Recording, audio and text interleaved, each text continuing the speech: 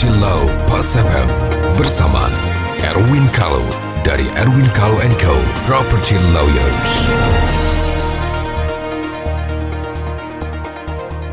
Mitra bisnis Pas FM dimanapun Anda berada.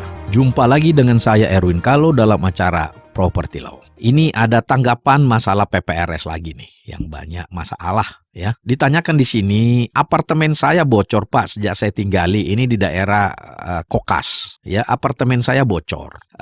Diperbaiki, bocor lagi, diperbaiki, kayaknya nggak sembuh-sembuh deh. Ya, dia punya kaca juga rembes kalau hujan. Ya, nah sekarang saya terus ditagih service charge ini semua. Pertanyaan saya, ini kan masih PPRS masih dikelola oleh developer tapi tidak sembuh-sembuh. Ya, boleh nggak saya tahan service charge-nya itu sampai suruh dia benerin dulu? Itu pertanyaan saya pertama. Yang kedua, boleh nggak saya benerin sendiri? Terus nanti saya baku hitung dengan berapa sih biaya outstanding service charge saya akan baku potong di situ. Nah, ini menanggapi pertanyaan ini dari Ibu Sum ya. Begini Ibu Sum, yang pertama kita pastikan dulu apakah PPRS ini PPRS sudah definitif, sudah terbentuk melalui pemilihan atau PPRS sementara yang masih dipegang developer. Bedanya adalah kalau dia PPRS sementara, tentunya rekening service charge itu kan masih atas nama PT developer kan begitu ya. Jadi ibu bisa saja menahan biaya service charge itu kalau masih PPRS sementara. Ya, kecuali kalau sudah PPRS definitif, karena itu dua hal yang berbeda ya.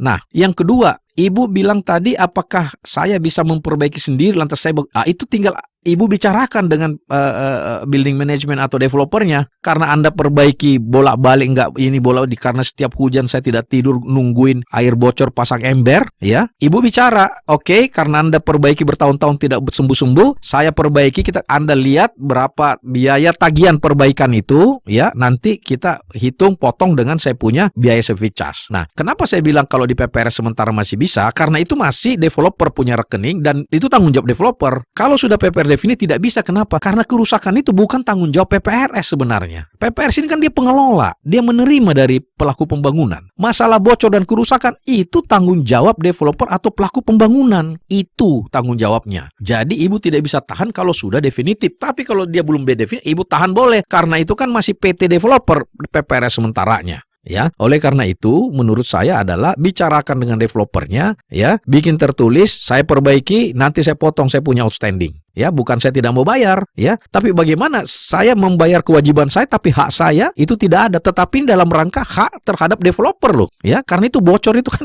karena developer pembangunannya, bukan kalau pengelola kan menerima kondisi bangunan seperti itu, ya. Saya kira ini yang perlu Anda bicarakan. Apabila mereka ngel, ya sudah, lakukan tindakan hukum. Kan cuma dua solusinya kan, musyawarah hukum. Ya kan, supaya dilihat siapa yang benar gitu loh. Nah, kalau masalah teknis kebocoran itu kan mudah, siapa yang salah siapa yang tidak. Kalau bocor dari plafon, dari kaca kan nggak mungkin karena pemakaian. Jadi kalau ada kerusakan karena pemakaian, itu bukan tanggung jawab developer, bukan tanggung jawab PPRS, tapi itu tanggung jawab penghuninya yang bersangkutan atau pemiliknya. Kenapa? Karena pemakaian. Tapi kan kalau bocor di kaca, di plafon kan tidak mungkin karena pemakaian. Emang dia sengaja gedor-gedorin tuh plafon, ya. Jadi ini masalah tanggung jawab, harus kita pisahkan dulu. Ini tanggung jawabnya siapa? Kalau tak siapa ya. Jadi, siapa yang berbuat salah, dia yang tanggung jawab. Nah, tanggung jawabnya siapa? Kalau masalah bocor, merembes dari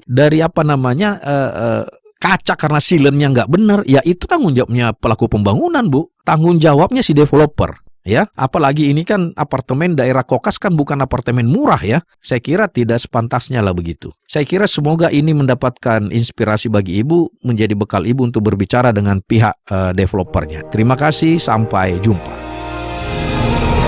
Nantikan Property Law Pas FM berikutnya. Bila Anda memiliki pertanyaan Property Law, email ke redaksi@pasfm.com. redaksi@pasfm.com